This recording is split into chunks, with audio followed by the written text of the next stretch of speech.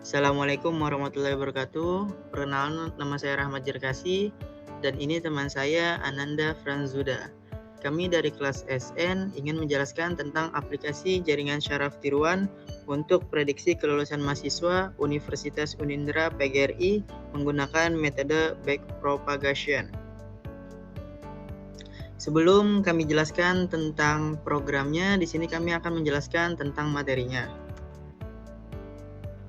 Metode backpropagation adalah metode pelatihan jaringan saraf yang diawasi. Ini mengevaluasi kontribusi kesalahan dari setiap neuron. Setelah satu set data diproses, tujuan backpropagation adalah untuk memodifikasi bobot untuk melatih jaringan neural untuk memetakan input arbitrer atau output dengan benar. Perseptron berlapis-lapis dapat dilatih menggunakan algoritma backpropagation.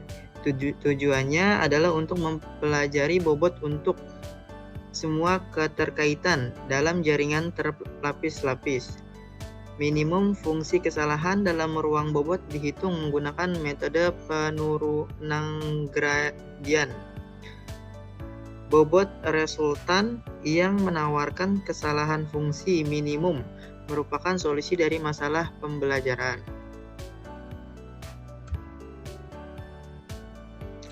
Arsitektur jaringan.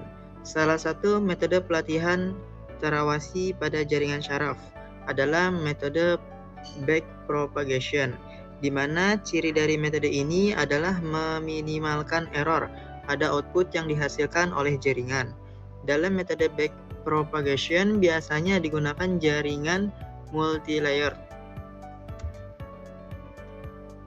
Salah satu metode pelatihan terawasi pada jaringan saraf adalah metode backpropagation, di mana cara dari metode ini adalah meminimalkan error pada output yang dihasilkan oleh jaringan. Dalam metode backpropagation biasanya digunakan jaringan multilayer pada gambar unit input dilambangkan dengan X, hidden unit dilambangkan dengan Z, dan unit output dilambangkan dengan Y. Bobot antara X dan Z dilambangkan dengan V, sedangkan bobot antara Z dan Y dilambangkan dengan W. Bisa Anda lihat dari foto di atas. Selanjutnya adalah pelatihan backpropagation, proses belajar dan pengujian. Penggunaan backpropagation terdiri dari dua tahapan. Yang pertama, tahap belajar atau pelatihan, di mana pada tahap ini diberikan jumlah data pelatihan dan target. Yang kedua adalah tahap pengujian atau penggunaan. Pengujian dan penggunaan dilakukan setelah selesai belajar. Tahap belajar atau pelatihan. Pada intinya, pelatihan dengan metode backpropagation terdiri dari 3 langkah, yaitu yang pertama adalah data dimasukkan ke input jaringan atau feed forward. Yang kedua adalah perhitungan dan propagasi balik dari error yang bersangkutan. Yang ketiga ialah pembaharuan atau adjustment, bobot dan bias.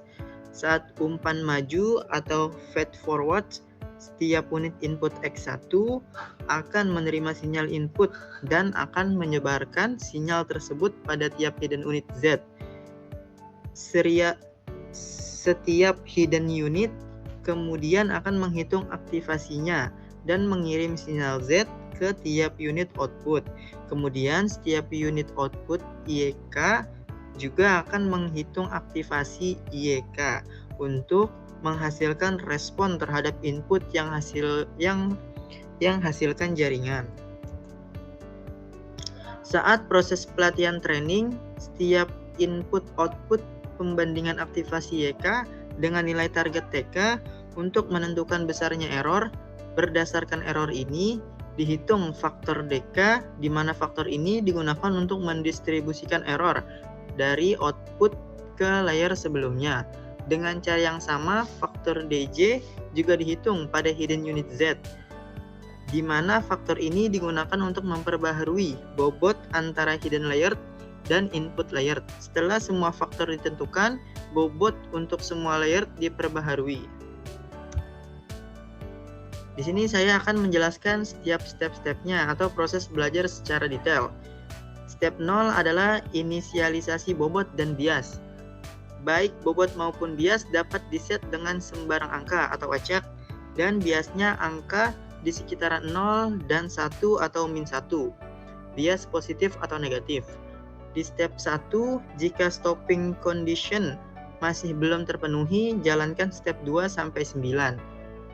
Selanjutnya step 2, untuk setiap data training dilakukan step 3 sampai step 8. Untuk step 3-nya adalah setiap unit input X1, 1 sama dengan 1 sampai N, menerima sinyal input X dan menyebarkan sinyal tersebut pada seluruh unit pada hidden layer. Perlu diketahui bahwa input X yang dipakai di sini adalah input training data yang sudah diskalakan. Selanjutnya untuk step 4 adalah setiap hidden unit Z, J sama dengan 1 sampai P, akan menjumlahkan sinyal-sinyal input yang sudah berbobot termasuk biasnya. Bisa dilihat di sini untuk rumusnya, dan memakai fungsi aktivasi yang telah ditentukan untuk menghitung sinyal output dari hidden unit yang bersangkutan. Untuk rumusnya bisa dilihat di gambar tersebut. Lalu mengirimkan sinyal output ini ke seluruh unit pada unit output. Ya, selanjutnya untuk step 5 ialah setiap unit output YK, J sama dengan 1 sampai M, akan menjumlahkan sinyal-sinyal input yang sudah berbobot termasuk biasnya. Untuk rumusnya bisa dilihat di gambar di bawah ini, dan memakai fungsi aktivasi yang telah ditentukan untuk menghitung sinyal output dari hidden unit yang bersangkutan. Untuk rumusnya bisa dilihat di gambar yang ada di bawah ini. Propagasi balik error atau back propagation. Selanjutnya step 6. Setiap unit output YK, J sama dengan 1 sampai M menerima suatu target atau output yang diharapkan yang akan dibandingkan dengan output yang diharapkan. Bisa dilihat untuk rumusnya pada gambar di bawahnya. Faktor SK digunakan untuk menghitung koreksi error yang nantinya akan dipakai untuk memperbarui YJK, di mana rumusnya ada di gambar di bawah ini. Selain itu juga dihitung koreksi bias yang nantinya akan dipakai untuk memperbarui WOK, di mana rumusnya ada di gambar di bawah ini. Faktor DK ini kemudian dikirim ke layer di depannya. Selanjutnya untuk step 7, setiap hidden unit Z, J sama dengan 1 sampai P, menjumlahkan input delta atau yang dikirim dari layer pada step 6 yang sudah berbobot. Kemudian hasilnya dikalikan dengan turunan dari fungsi aktivasi yang digunakan jaringan untuk menghasilkan faktor koreksi error SJ, di mana rumusnya ada di bawah di gambar ini. Faktor SJ digunakan untuk hitung koreksi error yang nantinya akan dipakai untuk memperbaharui VIJ, di mana rumusnya ada di bawah di gambar ini. Selain itu juga dihitung koreksi bias yang nantinya akan dipakai untuk memperbaharui VOJ, di mana rumusnya ada di bawah di gambar ini. Untuk step 8, setiap unit output YK, K sama dengan 1 sampai M, akan memperbaharui bias dari bobotnya dengan setiap hidden unit. Demikian pula untuk setiap hidden unit akan memperbaharui bias dan bobot dengan setiap unit input, yang rumusnya ada di gambar di bawah ini. Step 9, memeriksa stopping condition. Jika stop condition telah terpenuhi, maka pembaruan jaringan dapat dihentikan. Selanjutnya akan dilanjutkan dengan teman saya, Ananda Frans Juda, akan menampilkan untuk isi programnya. Oke, sekarang saya akan melanjutkan presentasi dari teman kelompok saya, Rahmat Zarkaki. Di sini yang pertama ada file index.php. Fungsi pertama dari file ini adalah untuk tampilan input data mahasiswa. Pada bagian index.php ini terdapat form input seperti nama mahasiswa, NPM, jurusan, nilai tugas, nilai UTS, nilai UAS, dan kehadiran.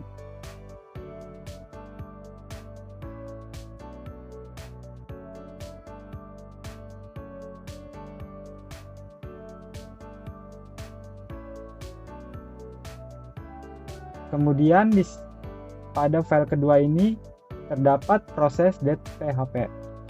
File ini berfungsi sebagai penghubung antara PHP dengan Python.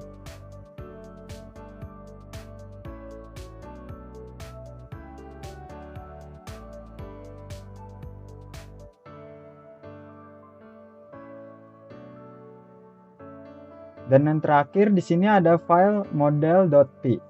File ini merupakan inti dari sistem machine learning yang akan digunakan pada metode backpropagation.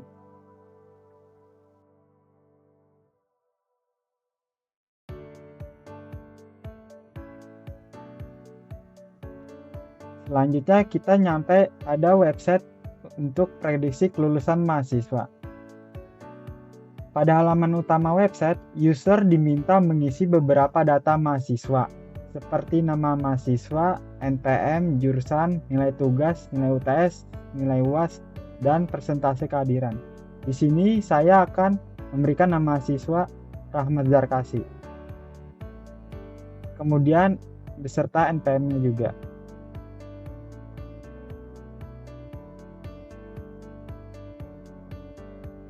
Lalu di sini ada jurusan Teknik Informatika. Kemudian kita akan mengisi nilai tugas 70,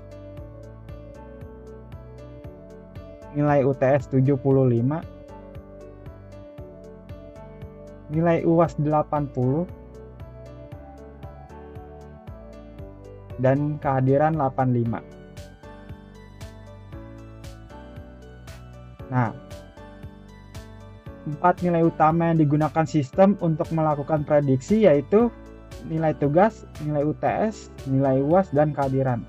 Setelah data dimasukkan dan tombol submit ditekan, sistem akan mulai melakukan proses prediksi menggunakan metode artificial neural network dengan algoritma backpropagation.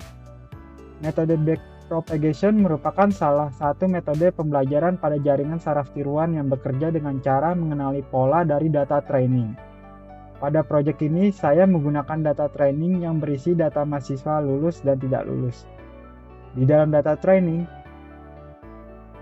yang pertama nilai 1 menunjukkan mahasiswa lulus, sedangkan nilai 0 menunjukkan mahasiswa tidak lulus.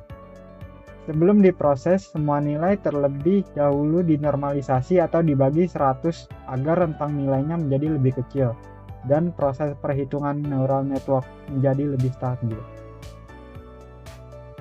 Arsitektur neural network yang digunakan terdiri dari 4 input layer, 1 hidden layer dengan 5 neuron, dan yang terakhir 1 output layer. 4 input layer tersebut berasal dari tugas, UTS, UAS, dan kehadiran. Kemudian sistem melakukan proses training sebanyak 1000 epochs atau 1000 kali pengulangan pembelajaran agar model dapat mengenali pola data dengan lebih baik.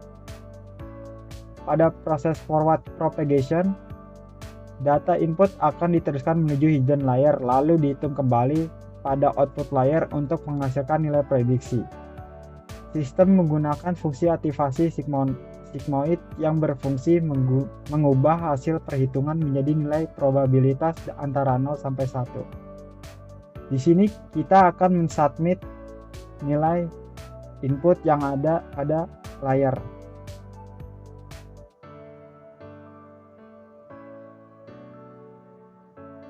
Nah, di sini kita telah mendapatkan hasil prediksi. Setelah mendapatkan hasil prediksi ini, sistem menghitung error atau selisih antara hasil prediksi dengan data sebenarnya. Jika error masih besar, maka dilakukan proses backpropagation, yaitu memperbaiki bobot atau weight pada neural network agar hasil prediksi berikutnya menjadi lebih akurat. Proses tersebut dilakukan terus-menerus selama training berlangsung. Setelah training berlangsung atau selesai, model akan disimpan dan digunakan untuk memprediksi data mahasiswa baru yang diinput oleh user. Pada sistem ini digunakan aturan yang pertama, jika hasil probabilitas lebih dari 0,5, maka mahasiswa dinyatakan lulus. Sedangkan jika probabilitas kurang dari 0,5, maka dinyatakan tidak lulus. Hasil prediksi kemudian ditampilkan pada halaman output berupa data mahasiswa, presentasi probabilitas kelulusan, progress bar, dan status akhir kelulusan.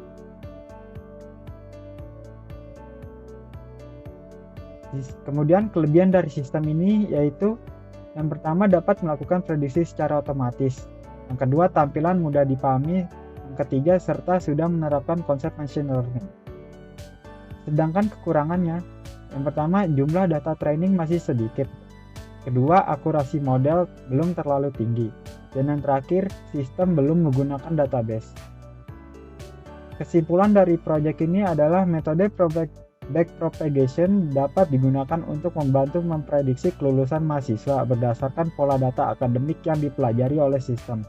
Semakin